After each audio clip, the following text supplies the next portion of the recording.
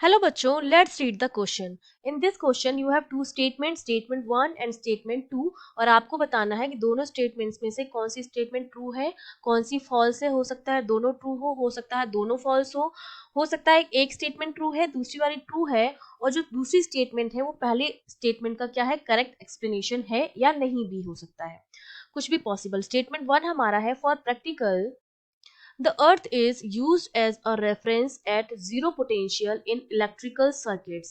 ठीक है, ये पहला स्टेटमेंट हो गया कि जितने भी हम इलेक्ट्रिकल सर्किट्स में हम जो भी एक्सपेरिमेंट्स करते हैं, प्रैक्टिकल्स करते हैं, उसमें हम अर्थ को जीरो पोटेंशियल का रेफरेंस में यूज करते हैं. हम जिस वायर की भी हम अर्थिंग कर देते हैं उसको हम मानते हैं कि वो हमारा किस पर है, जीरो पोटेंशियल पर है.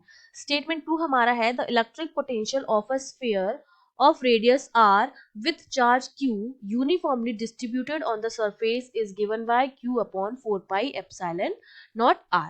ठीक है, तो जो हमारा पहला स्टेटमेंट है, देखिए की कॉन्सेप्ट इसका बहुत सिंपल है.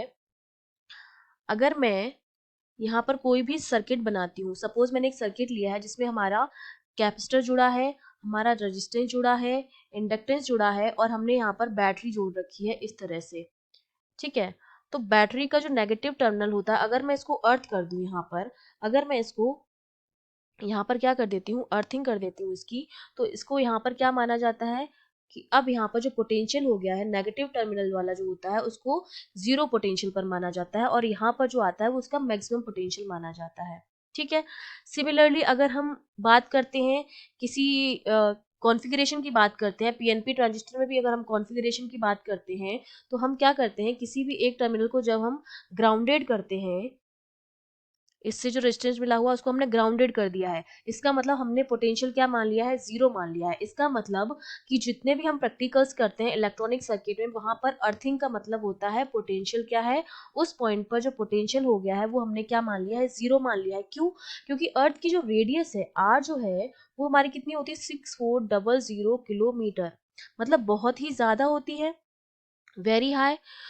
तो और हमें पता है कि हमारा जो पोटेंशियल होता है वो रेजिस्टेंस क्या क्या होता है, इनवर्सली प्रोपोर्शनल होता है. जो V होता है वो हमारा क्या होता है, KQ अपॉन R, ये आता है, मतलब इसके इनवर्सली प्रोपोर्शनल है. तो R जितना ज्यादा होगा V उतना ही कम होगा. तो अर्थ के लिए जो V आता है वो बहुत ही मिनिमम आता है, V जो आता है मिनिमम आता है, जिसको हम ऑलमोस्ट जीरो के बराबर मानते हैं. इसलिए अर्थिंग का मतलब हम क्या मानते हैं, जीरो पोटेंशियल मानते हैं. तो पहला स्टेटमेंट हमारा क्या है, ट्रू है.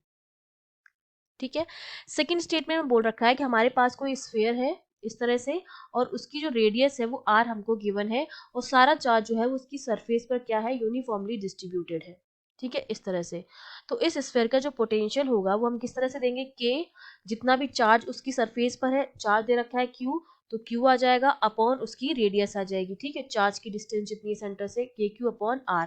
के की जो वैल्यू होती है वो हमारी होती है 1/4 pi epsilon naught, 1/4 pi epsilon naught Q upon R. तो किसी भी स्फीयर जिसकी रेडियस आर है और जिस पर चार्ज क्यू जो है वो डिस्ट्रीब्यूटेड है, तो उसका इलेक्ट्रॉनिक पोटेंशियल जो होता है, इलेक्ट्रिकल पोटेंशियल, वो इस फॉर्मूले से दिया जाता है. तो ये वाला स्टेटमेंट जो आपका हो जाएगा वो भी आपका क्या हो जाएगा, ट्रू हो जाएगा. लेकिन ये जो हम बात कर रहे हैं प्रैक्टिकल वाली कि अर्थ को हम जीरो पोटेंशियल मानते हैं, वो हम इसी फॉर्मूले से कर रहे हैं बात, लेकिन ये इसका करेक्ट एक्सप्लेनेशन नहीं है.